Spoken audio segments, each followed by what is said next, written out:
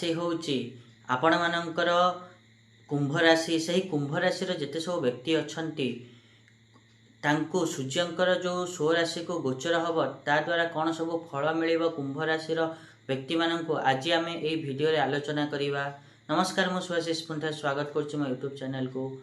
आज तो आम डिटेल्स रे जानिबा कि कुंभ राशि पाई सूर्यंकर गोचर 17 अगस्त रु नहीं कि 17 सेप्टेम्बर जो हवाक जाऊँगी ता द्वारा कौन सब प्रभाव पड़ो ता पूर्व सबन भाई गोटे रिक्वेस्ट करने चाहिए कि जो मैंने भी एजाएं चैनल को सब्सक्राइब करना सब्सक्राइब करूँ आ पाख बेल आइकन को प्रेस करूँ जहाँद्वारा कि मुझे जहाँ भी किसी वीडियो देवी ता नोटिफिकेशन आपण मानक ठीक समय मिल जाव।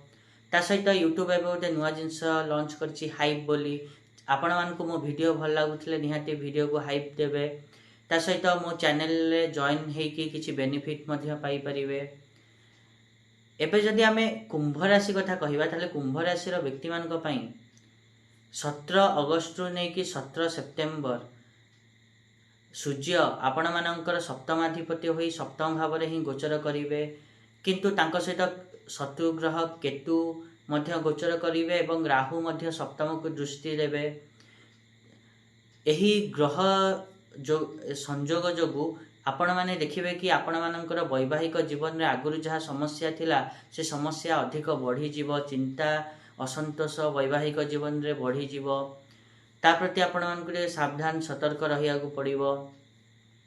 ता सहित आपण माने जदि सहभागिता रे काम करूचंती अर्थात पार्टनरशिप रे कोनोसी काम व्यवसाय करूचंती ताले सेथिरे मध्य झगड़ा चिंता असंतोष एवं धनहानि हबार मध्य संभावना रही से जिनस प्रति मध्य आपण को विशेष ध्यान देवा को पड़िबो।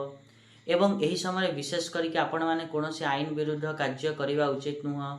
जदि कोनोसी आईन विरुद्ध कार्य करूचंती बा शॉर्टकट काम करूचंती जोटा कि इलीगल ठीक नुह ताहले आपण माने फसी जाई पारंती एवं आपण मानक सम्मान हानि मध्य हबो।